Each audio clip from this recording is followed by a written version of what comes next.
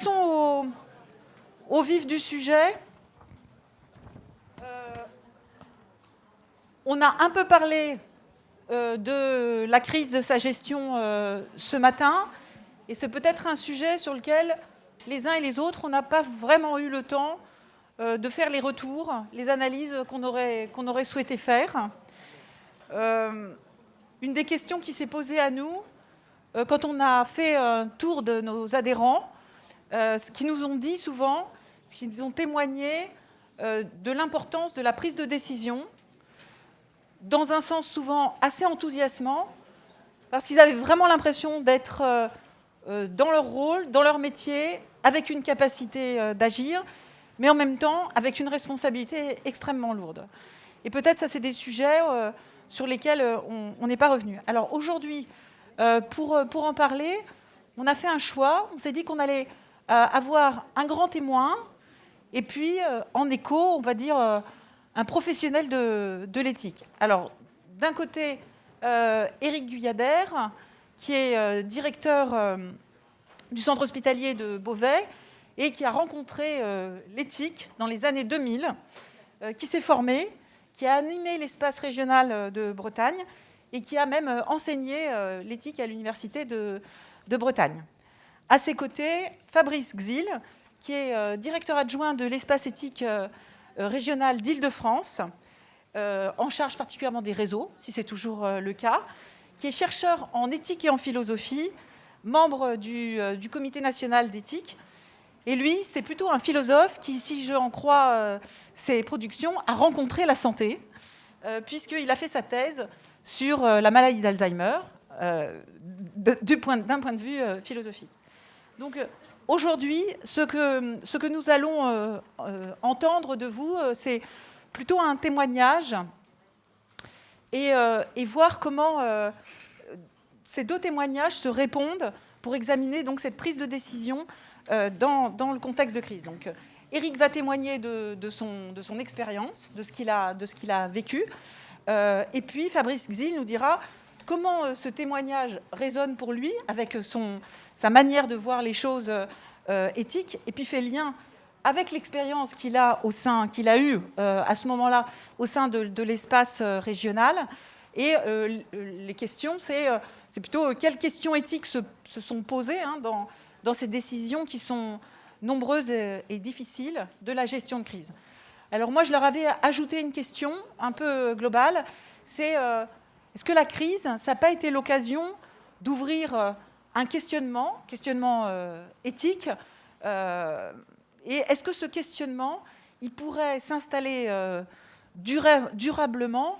Est-ce qu'il n'a pas ouvert la possibilité d'un débat sur les critères de ce qu'on fait, du travail, de la qualité du travail qu'on fait, et une discussion qui, on le sait, est le cœur du lien social, y compris à l'intérieur de l'hôpital. Voilà, c'est peut-être une vision un peu optimiste, mais la question peut se poser. Alors peut-être on va commencer par Éric. Bonjour à tous.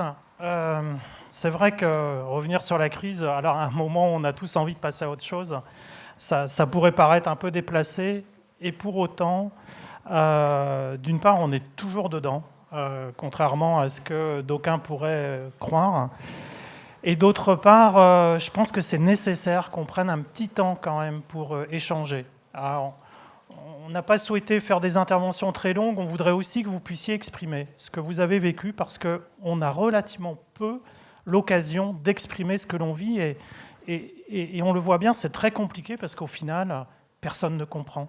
Personne ne comprend ce qu'on a vécu sur le terrain, parce que c'était quand même une expérience un peu particulière. Je vais reprendre avec mes mots qui ne sont que les miens, et vous pouvez avoir une expérience bien sûr différente. En tant que directeur de l'hôpital de Beauvais, donc dans l'Oise, on a fait bien sûr partie des premiers concernés. Et je vais revenir sur cette expérience parce que forcément, au moment où on l'a vécu, on peut avoir des vécus différents. Selon qu'on a été frappé sur la première, la deuxième, la troisième vague ou aujourd'hui, les vécus sont forcément différents parce qu'on a bien sûr appris de cette crise et on a appris à y faire face. Les mots, moi, qui me semble symboliser, et encore une fois, ce sont mes mots, hein, à titre personnel, cette crise, il y en a trois expressions. Le premier, c'est tsunami. Ce qu'on a vécu, c'était un vrai tsunami, et c'était du jour au lendemain.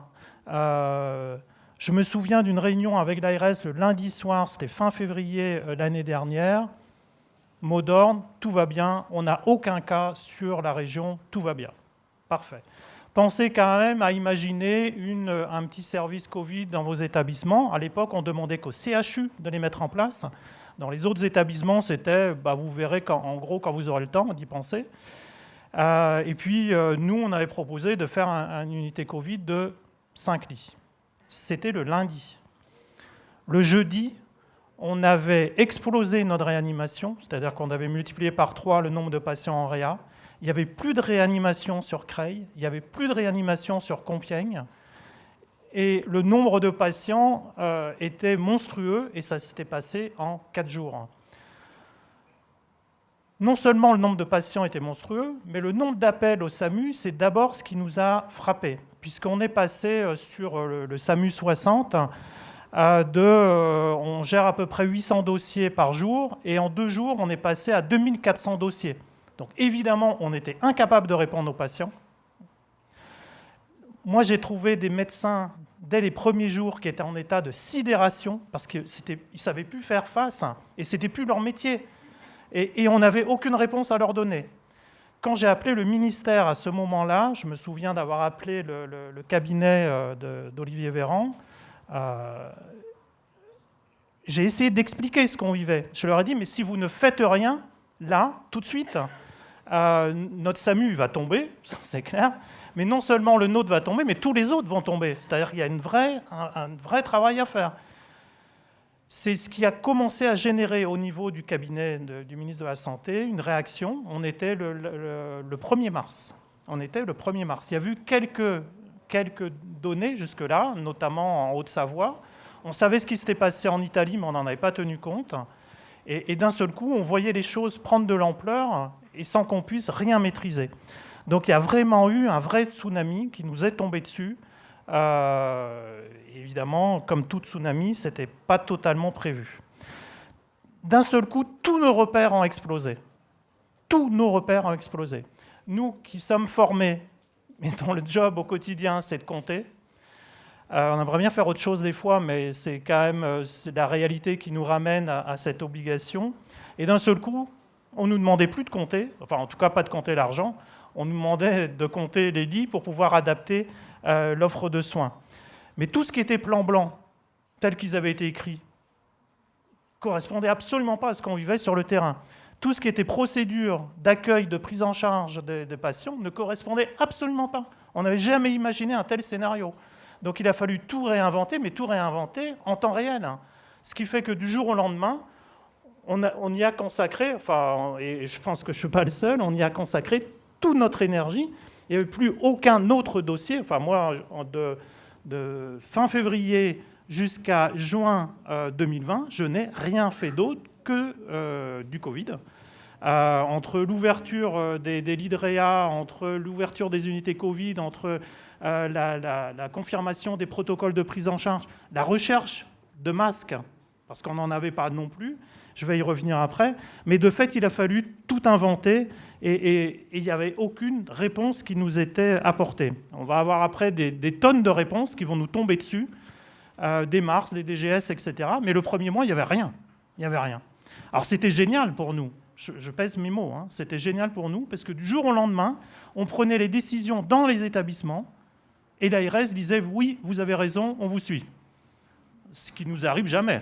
Habituellement, on prépare longtemps des dossiers, on demande l'autorisation qui arrive parfois et il faut 6 mois, 1 an, 2 ans pour que les choses avancent.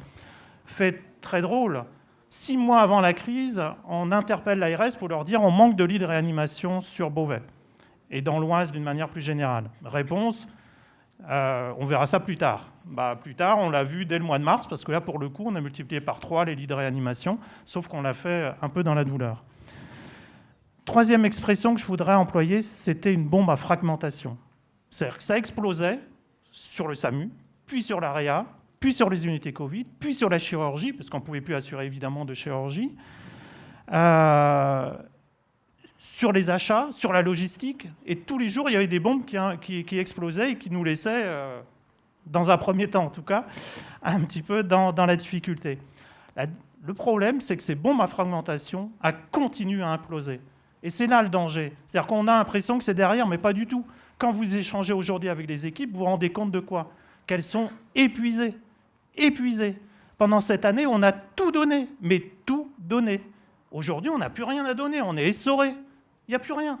Ni chez les infirmières, ni chez les médecins, ni chez les directeurs. On est tous dans la même situation. On est épuisés. Donc, on est bien conscient de nos devoirs, de nos responsabilités, et on va continuer à faire le job, comme on l'a toujours fait. Mais il faut quand même admettre qu'aujourd'hui, dans les établissements hospitaliers, c'est un peu compliqué. On a fait face à des enjeux sanitaires, organisationnels, humains.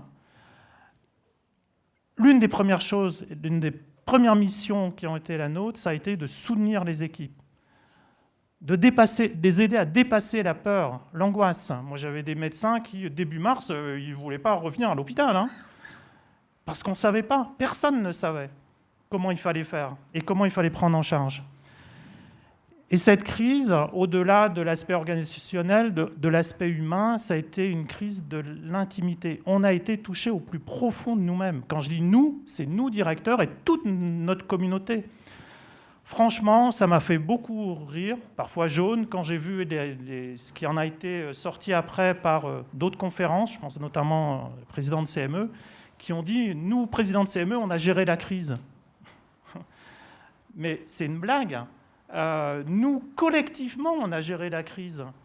Les présidents de CME, les directeurs, les chefs de service, les infirmières, les aides-soignantes, les agents logistiques. C'était un travail collectif. Et j'y reviendrai parce que c'est un des enseignements qu'il faut tirer, c'est cette notion de collectif. De fait, concrètement, et très rapidement, parce qu'on pourra en parler indéfiniment, mais il a fallu imaginer, créer, mettre en œuvre, évaluer, réajuster au quotidien, voire plusieurs fois par jour, les organisations qu'on mettait en place. Parce que ce qu'on mettait en place le matin, à 14h, ça explosait, parce que le nombre de patients avait implosé entre-temps. Il a fallu soutenir, aider à faire face, et notamment à la peur, à la souffrance des soignants, notamment lorsque il n'y avait plus de visites et que l'accompagnement en fin de vie ne pouvait pas se faire. Ça a été une terrible souffrance pour les soignants. Ce moment-là, je crois que ça a été le plus dur dans leur exercice. Et nous, on devait donner du sens, aider à faire face à un instant T avec les moyens que l'on avait. On a dû organiser la prise en charge sur le territoire parce que je sais que sur notre territoire, dès mi-mars, on mettait en place une équipe mobile de gériatrie pour les soutenir les EHPAD. Parce que le problème, nous, on l'a vécu à l'hôpital, mais dans les EHPAD, et notamment dans les EHPAD de l'Oise, pour ce qui nous concerne, ça tombait comme des mouches. Et avec un taux de létalité extrêmement important et des questionnements éthiques dès ce moment-là, irrésolus, à savoir qui peut être pris en charge en réanimation, dans quelles conditions. Et là, on a eu droit à tout. On en reparlera tout à l'heure, mais on a vraiment eu droit à tous les débats, alors qu'on a essayé de faire vraiment au mieux. Je pense que pour ce qui nous concerne, on n'a pas refusé de patients parce qu'ils étaient âgés. On a refusé des patients parce qu'ils étaient âgés, grabataires, déments, etc. Et que même en temps normal, on ne les prend pas en réanimation. Mais comme ce sont des choses qu'on ne dit pas dans le quotidien, forcément, en situation de crise, on ne les dit pas non plus. Donc, tous ces débats-là, on les a eus en même temps. Donc, il a fallu aussi créer un comité d'éthique ad hoc pour traiter les questions les plus sensibles. Et puis, on a cherché du soutien. L'hôpital, il ne s'en est pas sorti tout seul. Enfin, en tout cas, c'était une des leçons. On a eu beaucoup de soutien des entreprises, des collectivités territoriales, notamment en mars et avril, où on n'avait, encore une fois, pas les masques dont on avait besoin pour fonctionner. Et puis, il a fallu tenir, parce que c'était la première fois où on vivait une crise dans la durée, aussi longtemps. Des plans blancs, on en a régulièrement, on en déclenche, parce qu'on n'a plus d'électricité, parce qu'on n'a plus d'eau, parce qu'il y a eu un début d'incendie, parce qu'il y a eu un suicide, parce que ça fait partie de la vie. Ça, on sait faire. et on se mobilise pendant 24 heures, 48 heures, 72 heures, on gère la crise médiatique, et puis on revient à quelque chose d'un peu plus serein. Là, c'était impossible. La crise a continué. Non seulement à continuer, mais elle se renouvelait et elle prenait des formes différentes. Ça a été 7 jours sur 7 pendant, en ce qui nous concerne, toute la première vague. Ça s'est un tout petit peu calmé. Et puis nous, la troisième vague, on a eu encore plus de patients que sur la première vague. Donc, sauf qu'on avait appris entre-temps, donc ça n'a pas eu tout à fait la même forme. Sur le plan éthique, la première décision difficile que j'ai eu à prendre, c'est la gestion des masques. C'est concernant la gestion des masques. Toutes les consignes qu'on avait, c'est vous ne donnez des masques que dans les unités Covid ou les unités de réanimation. Sauf que, qu'est-ce qu'on constatait sur le terrain ? Ce n'était pas dans les unités Covid ou en réa qu'ils attrapaient le Covid, c'était dans les autres unités, parce que les patients qui arrivaient dans les autres unités ne venaient pas pour le Covid. Et donc forcément, on se rendait compte qu'ils l'avaient à un moment trop tardif, ce qui fait qu'à ce moment-là, toute l'équipe était contaminée.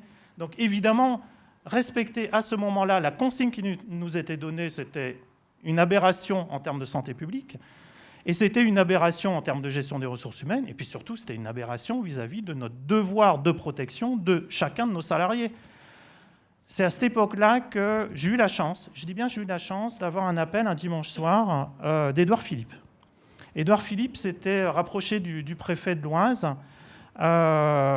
pour échanger sur la situation du département, et lui avait posé la question, mais concrètement, sur le terrain, sur qui ça repose ?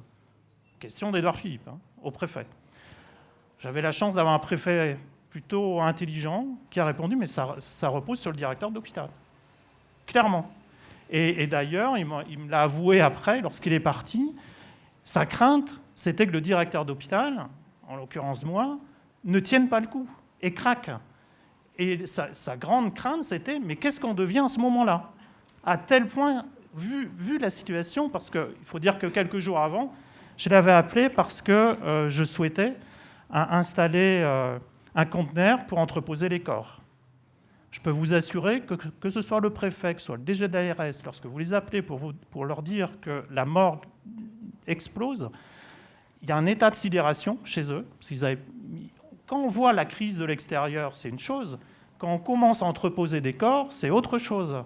Et quand on se rend compte que la morgue ne suffit plus, etc., il faut trouver de nouvelles solutions, il y a un moment où c'est compliqué. Donc tout ça pour revenir à Édouard Philippe, donc, qui m'appelle un dimanche soir. Donc on échange de manière très, très simple. Il voulait savoir concrètement comment les choses se vivaient sur le terrain. Donc on a échangé sur la situation et j'ai conclu, enfin je sentais que ça en allait vers la conclusion, donc je lui ai dit, mais vous savez, monsieur le Premier ministre, je vais vous avouer quelque chose, je ne respecte pas vos recommandations sur l'utilisation des masques. J'ai dit, je comprends que vous les donniez au niveau national, parce qu'on en manque au niveau national, et que vous nous demandiez de contingenter l'usage des masques. Mais moi, donc je ne reprends pas l'explication que j'ai donnée tout à l'heure, je ne pouvais pas. Donc moi, j'avais commencé à donner des masques dans les unités de médecine, non Covid, dans les unités de chirurgie, en gériatrie aussi, parce que forcément. Je lui ai expliqué pourquoi je le faisais, je lui ai dit le risque que je prenais. Je lui ai dit, écoutez, là, je sais que j'ai des masques pour 3 semaines. Si on n'est pas livré d'ici 3 semaines, je reconnais qu'on sera en grande difficulté parce que je n'en aurai plus du tout. Il m'a répondu, écoutez, à ma place, vous seriez obligé de contingenter, mais si j'étais directeur d'hôpital, je prendrais la même décision que vous. Lorsque vous comprenez à ce moment-là que, bien évidemment, il y a une question éthique qui se pose, qu'en tant que Premier ministre, il ne peut pas dire utiliser des masques dans tous les services de soins, il n'y en avait pas, donc il ne pouvait pas le dire, mais qu'il comprenait que sur le terrain, on était obligé de s'affranchir des règles qui nous étaient rappelées au quotidien par le DG de l'ARS. Quelque part, ça fait du bien. Ça fait du bien que quelqu'un au plus haut niveau vous dise « je vous fais confiance ». Et pour moi, un des maîtres mots de cette crise, c'est « on nous a fait confiance ». On me dirait qu'ils n'avaient pas le choix. Mais enfin, en tout cas, ils nous ont fait confiance. Mais cette confiance, elle est essentielle dans notre exercice. C'est celle qu'on devrait réclamer, vivre au quotidien, et qui, malheureusement, trop souvent, nous fait défaut. On doit rendre compte, on doit expliquer. Alors, je ne dis pas que c'est illogique qu'on rende compte, mais parfois, s'il y avait un peu de confiance, ça irait beaucoup mieux. Bien sûr, après, se sont enchaînées les questions éthiques sur l'interdiction des visites, sur les déprogrammations d'activités. Il y a eu beaucoup de patients qui ont perdu des chances d'être pris en charge dans de bonnes conditions parce qu'on était centré à 100% sur le Covid. On n'a pas reproduit tout à fait la même erreur sur la deuxième et la troisième vague. Un peu, mais moins, beaucoup moins. Mais ça fait partie des questionnements éthiques qui, forcément, nous ont un peu perturbés. Et puis, dans les questionnements éthiques, c'est ce que je disais tout à l'heure, le soignant qui, au moment du décès, ferme la housse sans que la famille ait pu voir une dernière fois son proche, c'est extrêmement brutal.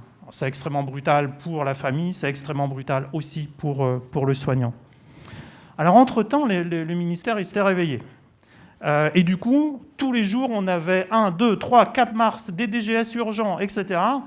Enfin, très honnêtement, je n'en ai lu aucun. Hein. C'était impossible, parce que sur le terrain, l'activité a continué. C'est-à-dire qu'il fallait au quotidien prendre des décisions. Donc, je regardais globalement si on était à peu près dans les clous, et puis on s'adaptait. Parce que si on avait voulu appliquer tous les mars, tous les DGS, etc., du coup, on ne faisait plus rien. Parce que ça devenait tellement complexe qu'il fallait s'en affranchir. Mais c'est pareil. Expliquer en cellule de crise que, certes, il y a un DGS ou un mars qui dit que, mais que sur le terrain, il nous faut être concret, pragmatique et efficace. Bon, ils ont pris l'habitude, hein, mais au départ, ça leur fait quand même quelque chose, qu'on leur dise que ce qui compte, c'est notre réactivité sur le terrain. Alors, les enseignements qu'on peut tirer de cette crise, on me dirait, il y en a beaucoup. Le premier, pour moi, c'est la primauté du collectif. Vraiment, c'est la notion de collectif. On s'en est sorti parce qu'on s'en est sorti collectivement. La cellule de crise, ça a été le cœur de réacteur. Tous les jours, on se réunissait.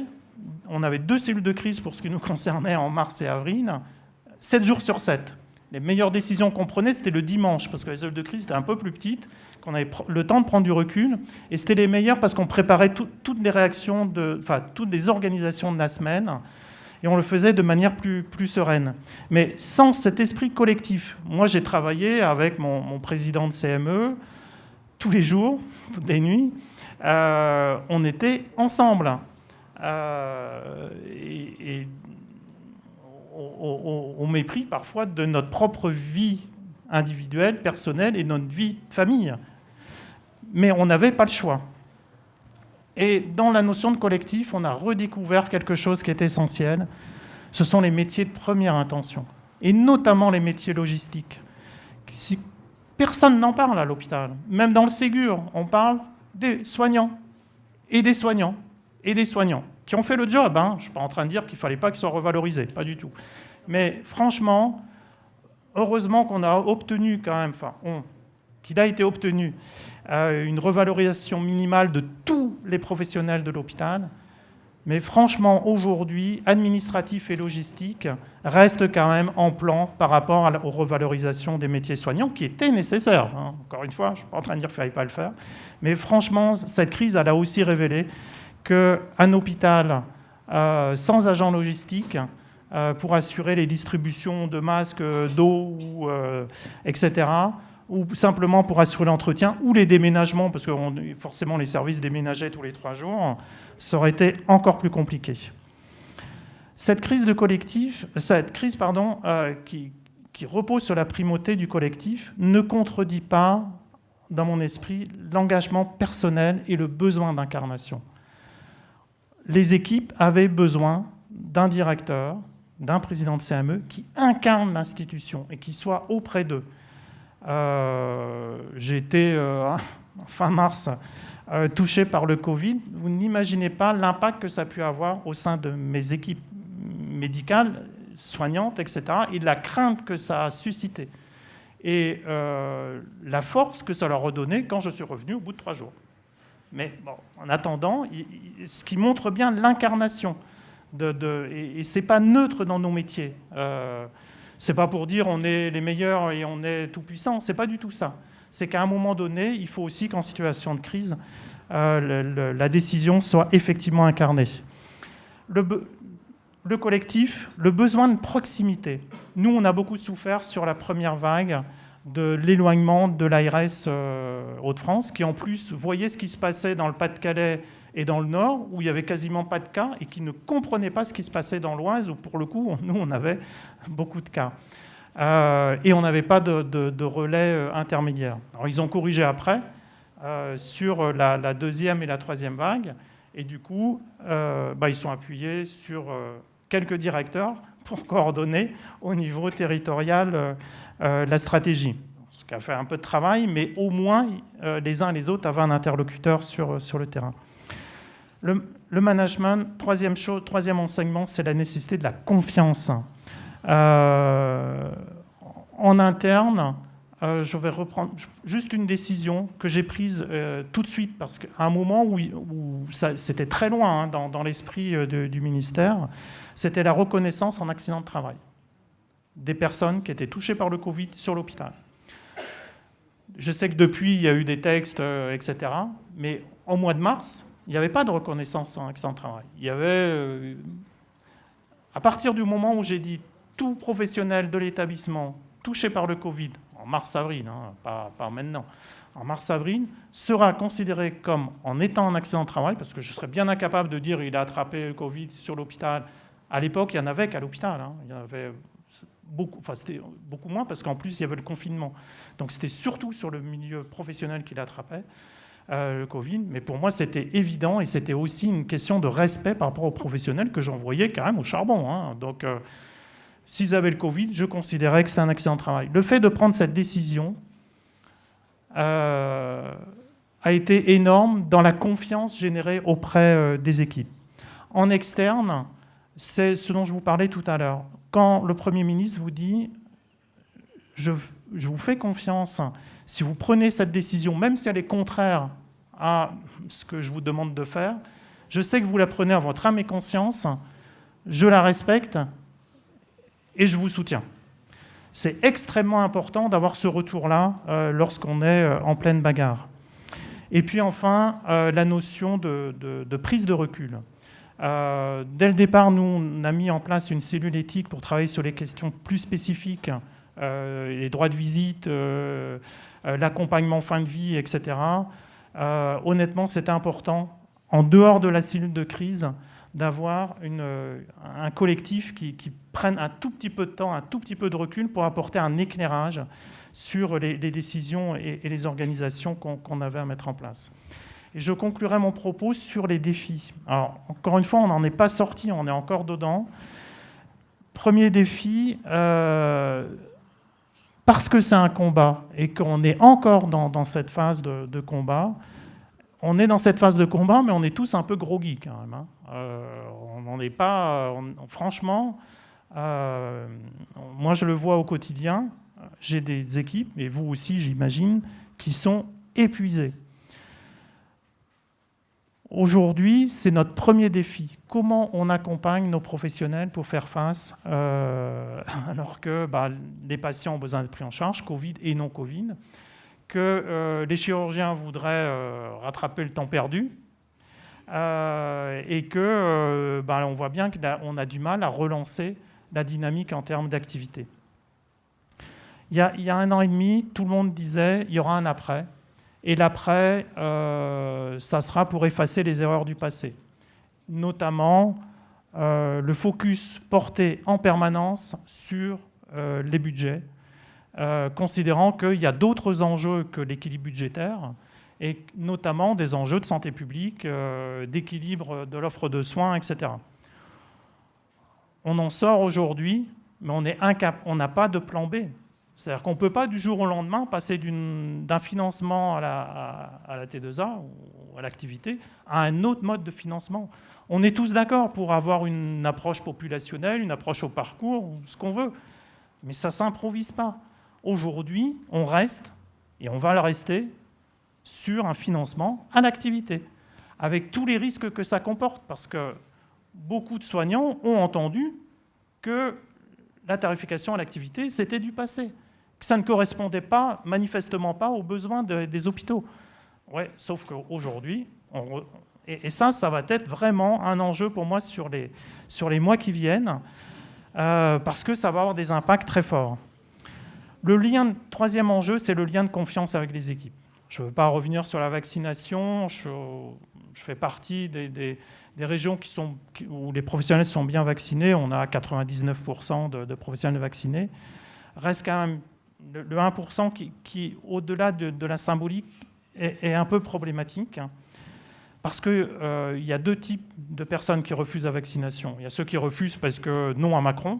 Bon, OK. Et puis il y a ceux qui refusent parce qu'ils sont dans la peur. Ils n'arrivent pas à dépasser la peur du vaccin.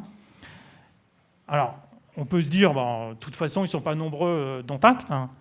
On peut aussi se dire, c'est aussi des professionnels de santé. OK, c'est embêtant qu'un professionnel de santé ne soutienne pas la vaccination, mais pour autant, quel est notre rôle vis-à-vis d'eux ? Et comment OK, on leur interdit de travailler, mais et après ? Et jusqu'à quand ? Et comment on en sort ? C'est autant de questions qui, sur le plan éthique, ne sont pas du tout simples. Et puis enfin, on a redécouvert une notion essentielle, qui est celle de santé publique.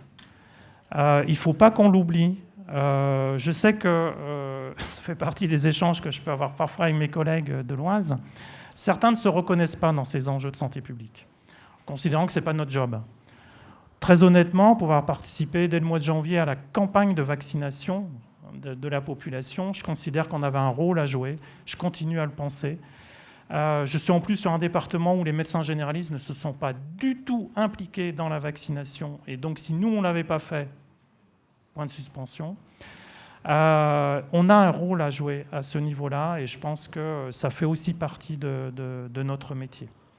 Donc voilà ce que je voulais vous dire. On pourrait encore une fois en parler longtemps et j'imagine que vous avez aussi votre propre vécu.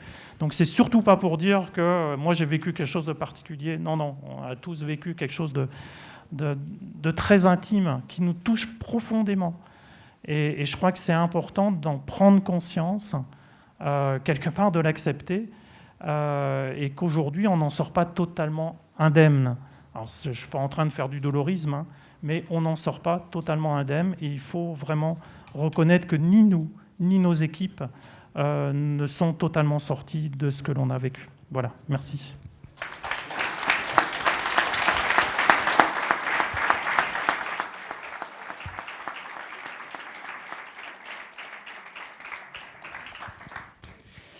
Bonjour à toutes et à tous, je suis donc Fabrice Gzil, je suis directeur adjoint de l'Espace Éthique Île-de-France, membre du CCNE depuis quelques mois, et on a construit notre exposé en regard, en réponse l'un à l'autre avec Éric Guyader. Et voilà, je voudrais vous dire juste 2 mots de l'endroit d'où je parle. L'Espace Éthique Île-de-France, il en existe dans toutes les régions, c'est sur un financement du ministère de la Santé via l'ARS. Et notre rôle principal est d'animer la réflexion éthique dans les régions. À l'Espace Éthique Île-de-France, on ne travaille pas, on ne fait pas de l'éthique déconnectée. Donc notre force, c'est notre réseau, le réseau qu'on a constitué au fur et à mesure des années avec des professionnels de terrain. Et donc dès mars 2020, on a monté très rapidement ce qu'on a appelé, nous, un observatoire Covid, éthique et société. On s'est mis au service des cellules éthiques de soutien qui s'étaient mises en place localement dans les hôpitaux, dans les EHPAD ou dans des réseaux.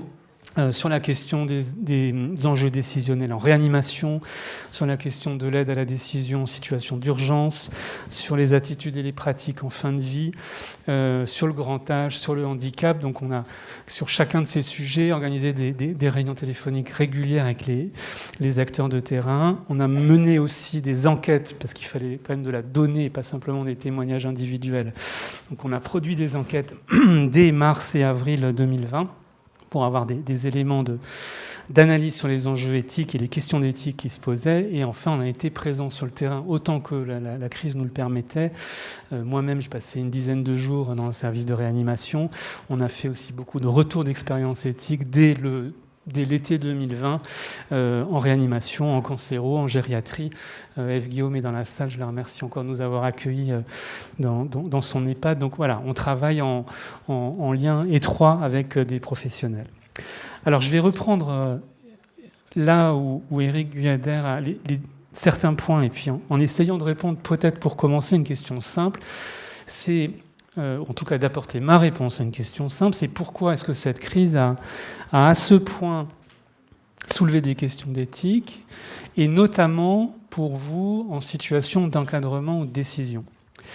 Je vais définir très rapidement éthique, mais de manière simple. Pour moi, l'éthique, c'est une réflexion sur le sens et la visée de nos actions, réflexion sur le sens et la visée de nos actions, et sur les principes et les valeurs qui les sous-tendent. Sens et visée de nos actions, et quels sont les principes et les valeurs qui les sous-tendent. Sur cette base définitionnelle-là, pourquoi est-ce que ça a posé tellement de questions, et notamment à vous, au métier de l'encadrement? Alors, à mon avis, il y a 3 grandes raisons. La première, c'est que toutes les mesures que Éric Guader vient de décrire, que vous avez mises en œuvre pour lutter contre l'épidémie, les masques, la restriction, la limitation, l'interdiction des visites, les unités Covid, enfin toute l'organisation nouvelle que vous avez mise en œuvre, elle allait pour une part à l'encontre de la culture ordinaire des établissements que vous essayez de promouvoir. L'exemple typique que je connais un peu plus que les autres, c'est celui des EHPAD. Ça fait à peu près 20 ans, voire plus, que les équipes dans les EHPAD essayent de faire de ces lieux des lieux ouverts, vivant, où on a un accompagnement global, individualisé, jusqu'au décès, où on favorise l'autonomie de la personne, son libre choix, où on réfléchit à ce que l'établissement soit ouvert sur son environnement et pas un lieu de ségrégation. Et si on réfléchit au rôle et à la place des familles, eh bien, toutes ces choses-là, elles ont été instantanément arrêté avec l'arrêt des activités, l'arrêt des repas, des partages en commun, des repas pris en commun, l'arrêt des sorties, l'arrêt des visites des familles. Et beaucoup de professionnels nous ont dit que même s'ils comprenaient parfaitement les mesures sanitaires qu'ils mettaient en œuvre, et s'ils n'en remettaient pas en question la nécessité, ça allait totalement à l'idée de la culture d'accompagnement qui était la leur, autrement dit des valeurs, et de la visée qui était la leur dans leur accompagnement ordinaire. Et notamment par une forme de réduction du sens de la vie qui était protégé. On protégeait la vie, mais on ne protégeait plus que ce que Walter Benjamin a appelé la vie nue, la vie biologique, au détriment de la vie psychique, de la vie sociale, de la vie relationnelle. Donc, et ça induit parfois une perte de sens et une souffrance éthique assez importante. Deuxièmement, il y a eu des questions nouvelles. Des questions tout à fait nouvelles, ou au moins inhabituelles, et Éric Guader l'a dit très fortement, notamment avec cette considération de la santé publique, de l'intérêt collectif, qui bien sûr sont présents le reste du temps, mais à l'arrière-fond, c'est l'arrière-plan, la toile de fond de votre quotidien normalement.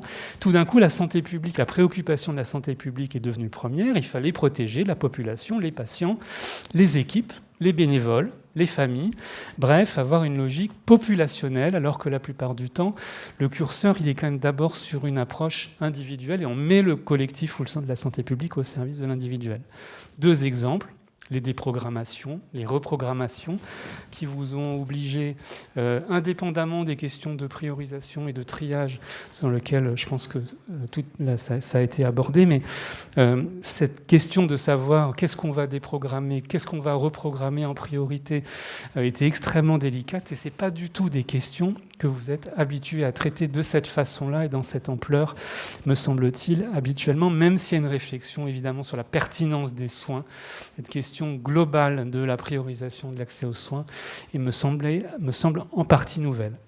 Deuxièmement, vous avez dû introduire une logique de sécurité. Il fallait assurer la sécurité, la protection des personnes, notamment vis-à-vis de la contamination. Et on sait que les conditions de décès, notamment au début de l'épidémie, quand on ne savait pas bien gérer ça, ont pu être extrêmement difficiles. Donc il y a eu cette logique de sécurité, de protection.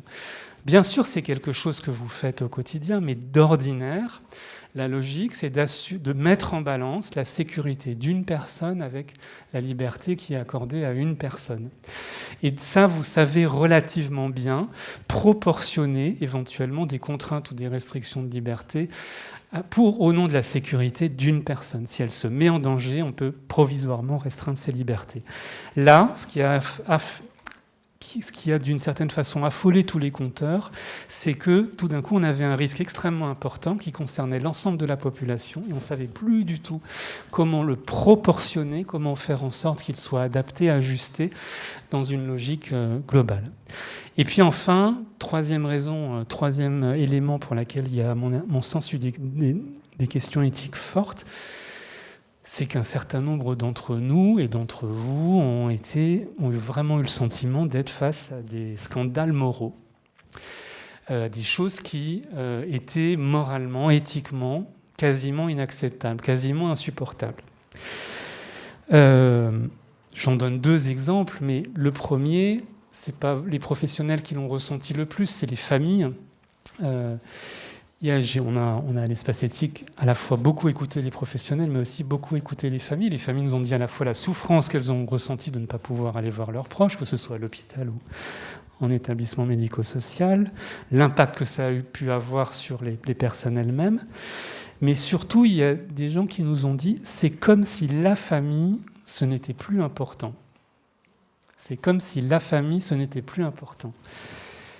Et là, il y a quelque chose qui s'est allumé dans notre tête parce qu'on s'est dit, cette formulation-là, elle nous dit qu'il y a quelque chose de presque civilisationnel ou fort. C'était pas cette famille, ma famille, mon lien psychique avec mon proche. C'est comme si, tout d'un coup, l'institution famille, face à la crise sanitaire, elle n'était plus reconnue. Vous voyez, comme si son caractère presque sacré était plus reconnu. Deuxième exemple de scandale moral, évidemment, Éric Guader en a parlé, la règle de la mise en bière immédiate, sans toilette mortuaire, sans ce dernier soin, qui décret, si je me souviens bien, 1er avril et décision du Conseil d'État en décembre, très très très tardivement. Et ça, on pourrait en parler, mais j'y reviendrai dans un instant. Donc 3 raisons. 1, des mesures comprises la plupart du temps, mais à l'encontre de la culture d'accompagnement. 2, un certain nombre de questions relativement nouvelles. Et 3, un sentiment de scandale moral par rapport à un certain nombre de choses. Alors d'un point de vue éthique, ça nous a appris des choses aussi, ou peut-être que ça a rendu un certain nombre de choses un peu plus évidentes, ou ça nous les a remises à l'esprit, et qui sont importantes d'un point de vue éthique et qu'on avait peut-être un peu oubliées ou insuffisamment soulignées. Le premier enseignement éthique pour moi de cette crise, et ça rejoint largement les propos d'Éric Guyader, c'est que l'isolement, la solitude, ça occasionne une souffrance de très haut niveau, que nous ne pouvons pas être durablement privés de la présence des personnes qui comptent pour nous, qui nous aiment, que nous aimons, et que se voir se toucher entre personnes qui s'aiment est fondamental. Je parle bien entendu ici de la limitation ou de l'interdiction des visites. Autrement dit, on a redécouvert qu'on était fondamentalement des êtres relationnels. Et alors à la fois relationnel dans la transmission du virus, mais aussi relationnel dans ce besoin vital, comme un aliment psychique, d'être en lien avec nos proches. Et la privation durable de liens, on a vu quasiment une démonstration de son caractère délétère. La deuxième chose, je trouve que cette crise nous a appris, je trouve qu'elle nous a forcé à approfondir nos réflexions sur l'articulation entre sécurité et liberté. D'ordinaire, on dit, la question est de savoir où on va placer le curseur entre sécurité et liberté, que de temps en temps, pour assurer la sécurité des personnes, on va porter atteinte, un peu, beaucoup, à un certain nombre de leurs libertés. Liberté de voir leurs proches, liberté de se déplacer, de sortir de l'établissement, etc. Je crois que ce que cette crise nous a appris, c'est que cela n'a en réalité aucun sens, cette image du curseur, et que c'est une forme de poison de la pensée contre lequel il faut essayer de s'immuniser. Parce que bien sûr, il peut arriver qu'on privilégie l'un au détriment de l'autre, mais tout l'enjeu éthique, c'est précisément de savoir comment on les compose, comment on compose la sécurité et la liberté. Et l'enjeu, c'est surtout de rappeler que dans une société démocratique, c'est toujours l'exercice des libertés qui devrait être premier. Autrement dit, la question n'est pas à quelles conditions est-ce qu'on est fondé à restreindre les libertés. La question, elle est de mettre la sécurité au service de l'exercice des libertés, autrement dit, de toujours essayer de maximiser l'exercice des libertés et de minimiser les contraintes et les restrictions. Et je trouve que de ce point de vue-là, le Code civil et puis l'ensemble du système juridique, il dit de manière diffuse très bien les choses. Il n'y a pas de restriction de liberté, même si c'est une contrainte légère, légitime, pour être légitime, une contrainte de liberté doit être nécessaire, subsidiaire, proportionnée, individualisée, limitée dans le temps, faire l'objet d'une décision collégiale, essayer de rechercher l'adhésion des personnes concernées, être réévaluée, faire l'objet d'un contrôle et être mise en œuvre avec humanité. C'est 10 critères. Qu'on avait, me semble-t-il, pas autant à l'esprit avant la crise, et il me semble que rappeler ces critères, quelle que soit la mesure de limitation, de restriction des droits aux libertés qu'on envisage de mettre en œuvre, me semble vraiment fondamentaux. Troisième point, on a redécouvert l'importance pour le soin lui-même et pour l'accompagnement, de l'accompagnement des mourants et du fait de rendre hommage aux défunts. D'habitude, l'éthique ou la bioéthique, il y a cette idée que c'est l'éthique qui s'occupe du vivant, du bios, du vivant. Or, le mourir et la mort font partie de la vie. Et je crois que c'est une des choses profondes qu'on a redécouvertes, c'est que tous les peuples, toujours, ont cherché à rendre hommage aux défunts. Ils ont ritualisé la mort, ils ont accordé une sépulture. Il n'y a pas de rite funéraire.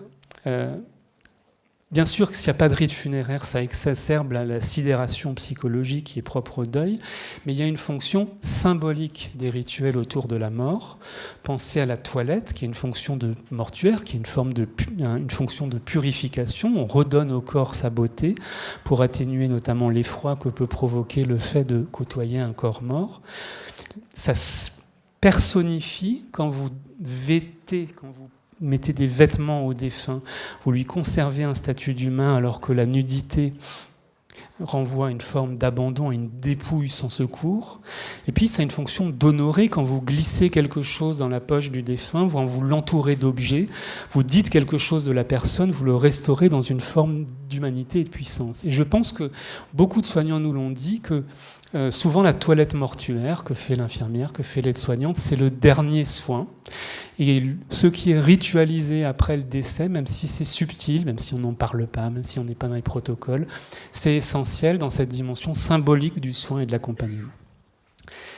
Alors dans les dernières minutes qui me restent, les 5 minutes qui me restent, je voudrais surtout souligner, et Eric Guyader l'a dit aussi, que cette crise, elle a été l'occasion de questionnements éthiques très profonds chez les directeurs et chez les personnels d'encadrement.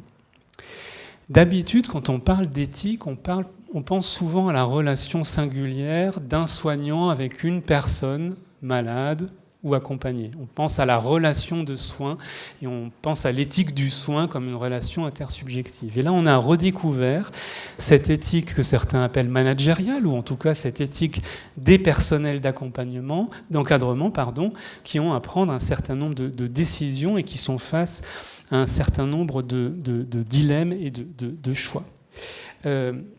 Brigitte Bourguignon, qui est ministre déléguée en charge de l'autonomie, m'a demandé en novembre 2020 de produire des repères pour les professionnels des établissements accueillant des personnes âgées pendant la crise Covid.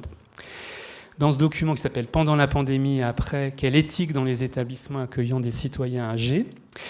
On sait, à partir d'une enquête qui a mobilisé 1800 personnes et 200 contributions orales ou écrites, il y a 4 chapitres sur 10 qui concernent les directeurs ou les personnels d'encadrement. Ce qui n'aurait pas du tout été, ça n'aurait pas du tout été aussi important sur une autre situation. C'est les 4 derniers, mais je vous les lis. Soutenir les collègues, prendre soin des équipes, privilégier des décisions fondées sur des savoirs collégiales et associant les usagers, assumer ses responsabilités dans un contexte anxiogène et incertain, et préserver un espace pour la pensée, inscrire le questionnement éthique dans la durée. Soutenir les collègues et prendre soin des équipes, ça, certains au début nous ont dit « mais ça, c'est pas de l'éthique, ça au mieux c'est de la déontologie ou c'est une bonne pratique managériale ». Pas du tout. Ouais, Eric Guyader l'a très bien montré, il y a une dimension éthique du fait de prendre soin de ceux qui prennent soin, de ceux qui soignent, avec la même considération, avec la même sollicitude qu'on a vis-à-vis des personnes soignées ou accompris elles-mêmes, et de considérer dans ses équipes et ses collègues aussi les élèves. On a eu un certain nombre de témoignages d'aides-soignants ou d'élèves infirmiers qui ont vécu des choses quand même très difficiles dans cette période, et de ne pas oublier les directeurs eux-mêmes, dans cette considération et dans cette sollicitude. prendre des décisions fondées sur des savoirs, avec une forme de collégialité, c'est un remède contre ce qu'on pourrait appeler l'hubris ou la toute-puissance du directeur, qui a du pouvoir. Et on a notamment découvert pendant cette crise que les directeurs et les directeurs d'EHPAD notamment ont des pouvoirs très importants. Ça nous porte la collégialité, le fait de s'appuyer sur les connaissances disponibles, toutes les connaissances disponibles. Ça nous met sur le chemin d'une éthique qui n'est pas substantielle, qui ne vous dit pas « voici ce qu'il faut faire », mais c'est une éthique procédurale qui vous dit « pour arriver à une décision la meilleure possible, il y a un certain nombre de précautions à respecter ». Et ces précautions, c'est notamment essayer de faire vivre une collégialité, de ne pas décider tout seul, de maintenir un espace de dialogue et de réflexion. Autrement dit, de faire preuve à la fois de courage, comme directeur, qui assume une responsabilité, et d'humilité. Associer ces deux vertus ne sont pas évidentes à associer, courage et humilité. Troisièmement, assumer ses responsabilités dans un contexte anxiogène et incertain. Éric Guader a parlé des cas de conscience, des responsabilités qui étaient les vôtres. Un certain nombre de directeurs nous ont alertés, et puis de professionnels aussi, en nous disant que pendant cette crise, parfois on leur demandait des choses qui leur semblaient justement pas pertinentes ou aller contre leurs valeurs ou qui leur semblaient illégitimes. Et il m'est revenu en tête cette tragédie de Sophocle que vous connaissez, qui est Antigone. Dans Antigone, Créon, qui est le roi de Thèbes, se refuse d'enterrer Polynice, qui est le frère d'Antigone, parce qu'il est venu se battre contre la cité, donc il se refuse, au nom des lois de la cité, de lui donner une sépulture.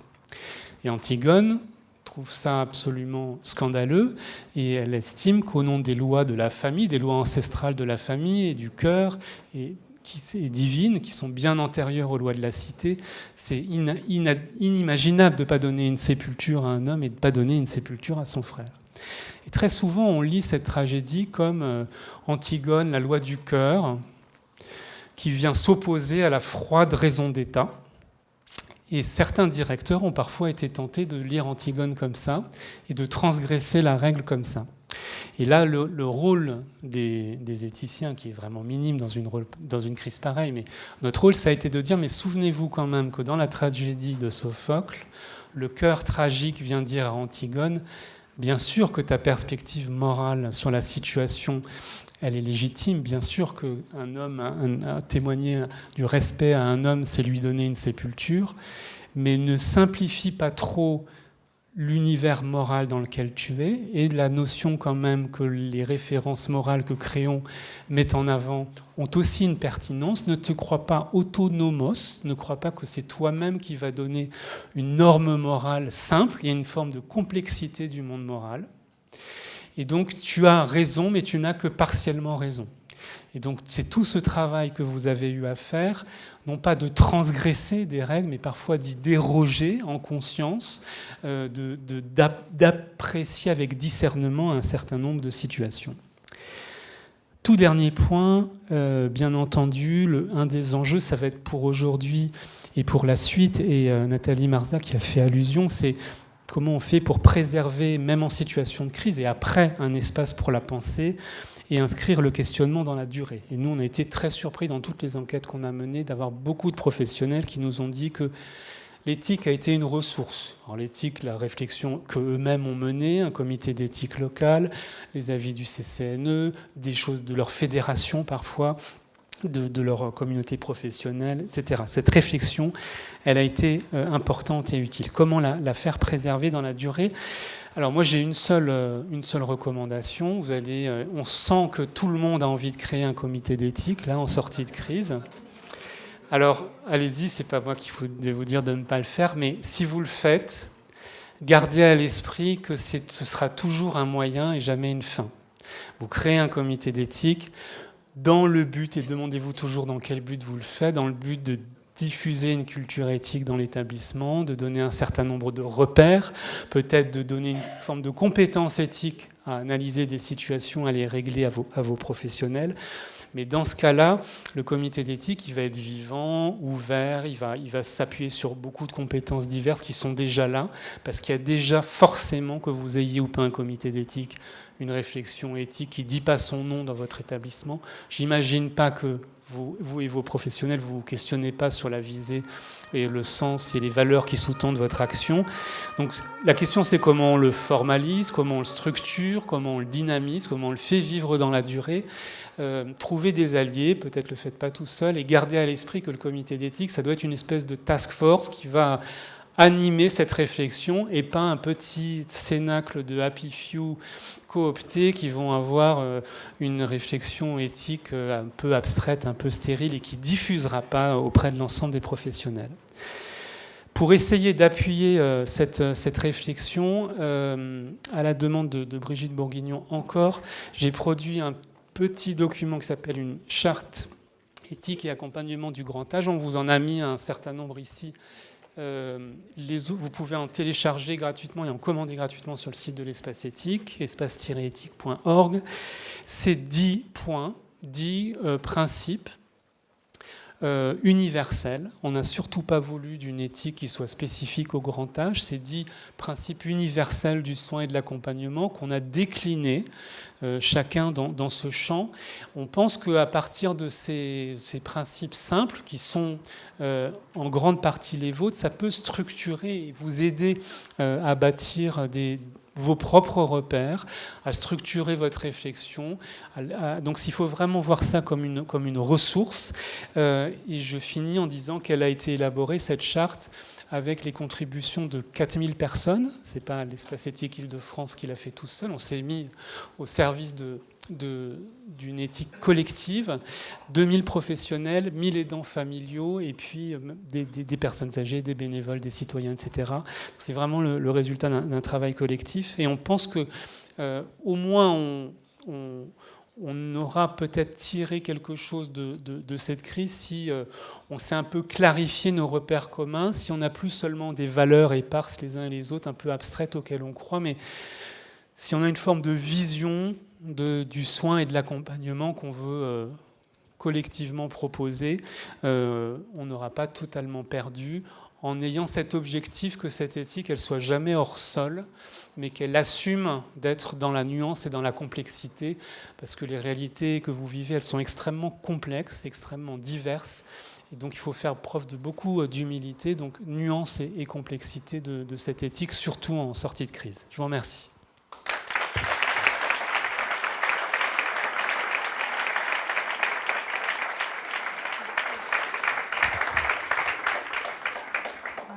On va respecter vos contraintes horaires. J'aurais voulu simplement que Éric nous dise justement comment, dans le monde du pragmatisme, comment lui, il arrive à maintenir peut-être ce cadre de questionnement éthique, ou si on l'a laissé partir, on a laissé partir les gens à nouveau dans leur terrain d'action, avec cette expérience simplement, ou s'il a mis en place quelque chose de plus formel. Alors, on avait sur l'établissement déjà un comité d'éthique qui fonctionnait. Là, on avait mis en place quelque chose de spécifique sur le Covid, parce qu'il y avait trop de questions et qu'il fallait apporter des réponses très rapidement. C'est parfois un petit peu la difficulté qu'on a, parce qu'en éthique, il faut à la fois prendre du recul, et en même temps, en tant que décideur, on a besoin d'un éclairage rapide. On ne peut pas attendre 3 mois avant de définir une procédure. Donc le comité d'éthique Covid continue de fonctionner, continue de se réunir. Il y a de nouvelles questions. Ce que je disais tout à l'heure, c'est vraiment une bombe à fragmentation. Lorsque vous mettez en place le pass sanitaire dans un établissement de santé, forcément, vous vous posez des questions éthiques sur l'accès aux soins des patients qui viennent de manière programmée et qui normalement doivent tous avoir un pass sanitaire. Enfin bon, je ne fais pas l'article, mais ça pose vraiment des questions sur qui on laisse entrer dans l'hôpital, à qui on laisse l'accès aux soins. Est-ce qu'on respecte de manière stricte l'obligation du pass sanitaire? Est-ce qu'on l'ouvre sur certains publics? On en a parlé sur la psychiatrie, c'est compliqué quand même. Enfin, ça peut être compliqué, mais il y a bien d'autres domaines, notamment sur des patients qui connaissent des pathologies chroniques. On sait que s'ils n'ont plus accès aux soins, ça va être très très compliqué pour eux. Donc, c'est des questionnements éthiques qui continuent à se poursuivre et sur lesquels on continue à travailler. Donc le groupe qui s'est, et je trouve que ce qui est intéressant, c'est qu'il s'est renouvelé au fur et à mesure de la crise, parce que les questionnements ont été différents. Il y a un moment où les questionnements, c'était en réanimation, et puis ça a été en gériatrie, et puis ça a été en chirurgie, et notamment en bloc opératoire. Donc les questionnements, ils ont bougé. On a quelques référents qui en font partie, on va dire, en permanence. Et puis on a une ouverture aux autres professionnels de façon à ce qu'ils puissent aussi y participer et aussi évoquer les problèmes d'ordre éthique. Et quand on dit éthique, c'est vraiment intime auquel on est confronté et encore confronté. Merci beaucoup. Je pense qu'au moins, ce qu'on entend là, c'est que peut-être on n'a pas de surgissement de l'éthique dans l'ensemble de nos établissements, mais au moins on sent que là, il se passe quelque chose de l'ordre de... Il y a des choses qui ne se disaient pas et qui maintenant se disent. Et ce que tu racontes, on peut quand même avoir l'idée que même au-delà de la crise, il y a maintenant des choses qui vont se dire, qui doivent se dire, parce que les questions, maintenant, elles ne peuvent pas rester à l'abri. Je vous remercie tous de votre attention très soutenue.